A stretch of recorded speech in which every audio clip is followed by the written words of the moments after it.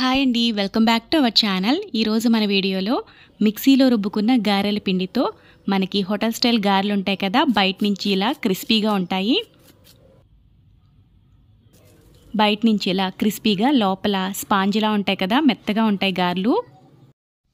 అలాగే మిక్సీలో రుబ్బుకున్న గారెల పిండితో వేసుకున్న ఈ గారెలు ఆయిల్ కూడా తక్కువగా పీల్చుకుంటాయి. ఇప్పుడు ఈ గారెలు ఎలా తయారు చేసుకోవాలో వీడియోలో చూసేద్దాం. మిక్సింగ్ బౌల్ తీసుకుని ఇందులోకి ఒక కప్పు మినపగుళ్ళని తీసుకోవాలి. ఇలా తీసుకున్న మినపగుళ్ళని 2-3 సార్లు శుభ్రంగా బాగా వాష్ చేసుకోవాలి. ఇలా నీట్గా వాష్ చేసి పెట్టుకున్న పప్పులోకి మునిగే వరకు నీళ్లు వేసుకుని ఈ పప్పుని 2 నుంచి 2.5 గంటల పాటు నానబెట్టుకోవాలి. మీకు తొందరగా గారెల పప్పు నానిపోవాలనుకుంటే కొద్దిగా గోరువెచ్చటి నీళ్లలో నానబెట్టుకుంటే మీకు గంటలో గారెల పప్పు అనేది నానిపోతుంది. ఇప్పుడు పప్పు మనకి చక్కగా నానిపోయింది. ఈ పప్పుని మిక్సీ జార్లోకి వేసుకుందాం. పప్పు అంతా ఒక్కసారిగా కాకుండా 2 సార్లుగా వేసుకుంటే మనకి బాగా నలుగుతుంది. గారెల పప్పులోకి ఎక్కువగా వాటర్ పట్టదు, ఇలా కొంచెం వేసుకుంటే సరిపోతుంది. కావాలనుకుంటే పిండి రుబ్బుకున్న తర్వాత కొంచెం వాటర్ వేసుకోవచ్చు గట్టిగా అనిపిస్తే. ఇలా రుబ్బుకున్న పిండిని మిక్సింగ్ బౌల్లోకి వేసేసుకుని మిగతా పిండిని కూడా ఇలా మెత్తగా మిక్సీ పట్టేసుకుని మిక్సింగ్ బౌల్లోకి వేసుకుందాం. ఇందులోకి రుచికి సరిపడా ఉప్పు వేసుకుందాం. పిండి కొంచెం గట్టిగా ఉందండి, ఇక్కడ కొంచెం నీళ్లు వేసుకుని కలుపుకోవాలి. గారెలు క్రిస్పీగా రావాలంటే ఇలా ఇందులోకి కొద్దిగా 2 టేబుల్ స్పూన్ల వరకు ఉప్మా నూక వేసుకుంటే గారెలు బయట మనకి క్రిస్పీగా వస్తాయి. అలాగే గారెలు లోపల సాఫ్ట్గా స్పంజీలా రావాలంటే ఈ టిప్ని అయితే ఫాలో అవ్వాలి.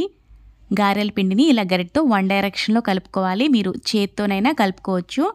ఇలా కలుపుకుంటే పిండి మనకి లోపల ఎయిర్ బబుల్స్ ఫామ్ అయ్యి పిండి కొంచెం ఎక్కువ క్వాంటిటీలో కూడా అవుతుంది. ఇప్పుడు చూసారు కదా, ఈ పిండి మనకు కొంచెం క్వాంటిటీ కూడా పెరిగింది. ఇలా నీళ్లలో వేసుకుంటే గారెల పిండి పైకి తేలాలి. ఇప్పుడు పిండి అనేది మనకి పర్ఫెక్ట్గా ఉంది గారెలు వేసుకోవడానికి.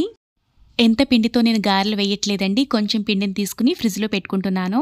ఇలా ఫ్రిడ్జ్లో పెట్టుకున్న పిండి మనకి 2-3 రోజుల వరకు ఫ్రెష్గా ఉంటుంది. మనం ఎప్పుడు కావాలంటే అప్పుడు ఒక అరగంట బయట పెట్టుకుని గారెలు వేసేసుకోవచ్చు.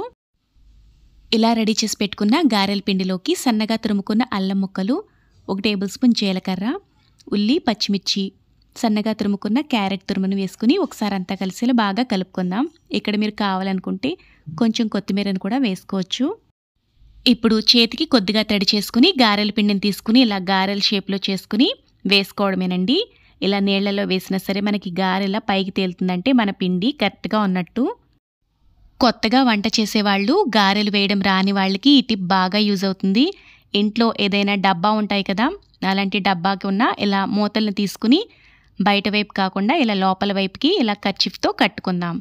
ఇక్కడ ఒక రబ్బర్ బ్యాండ్ వేసేస్తే మీకు ఈ క్లాత్ ఓడకుండా ఉంటుంది. మీకు ఎక్స్ట్రా క్లాత్ అనిపిస్తే కట్ చేసేసుకోవచ్చండి. నేను ఇలా కొంచెం ఫోల్డ్ చేసేసుకుని అయితే వేసి చూపిస్తాను మీకు.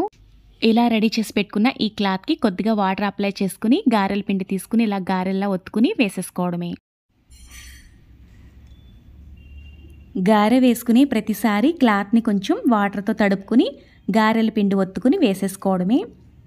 ఇలా కొత్తగా వంట చేసేవాళ్ళు ఆయిల్ గారె వేయాలంటే కొంచెం భయపడతారు కదా, వాళ్ళు కూడా చాలా ఈజీగా ఈ టిప్తో గుండ్రంగా గారెలు వేసుకోవచ్చు. గారెలు అయితే ఇలా మనకి చక్కగా వేగిపోయాయి.